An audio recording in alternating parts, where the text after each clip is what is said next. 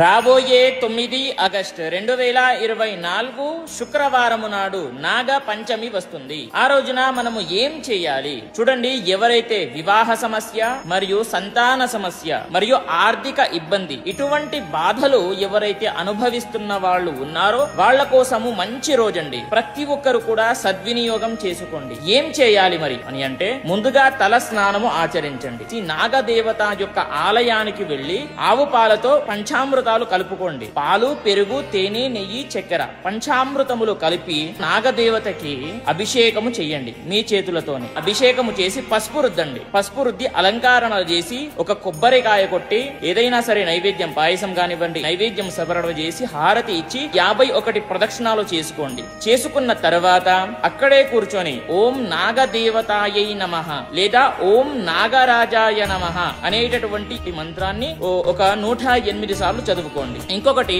ఎవరైతే ఇంకా ఇటువంటి బాధలు చాలా అంటే చాలా అనుభవిస్తున్నాను స్వామి అనేటటువంటి వాళ్ళకి మంచి అవకాశం ఇస్తున్నారండి. కుక్కే క్షేత్రంలో నవనాగ హోమము మరియు కాల సర్పదోష పూజ, అందులో భాగంగా సర్ప సూక్త అభిషేకము కూడా దేవసేవ వాళ్ళు చేస్తున్నారు. కాబట్టి మీ పేరు పైన ఈ యొక్క పూజలు అన్ని కూడా జరగాలి అని అంటే నా బయోలో లింక్ ఉంటుంది, అక్కడికి వెళ్లి పూజను బుక్ చేసుకోండి. ఓకేనా?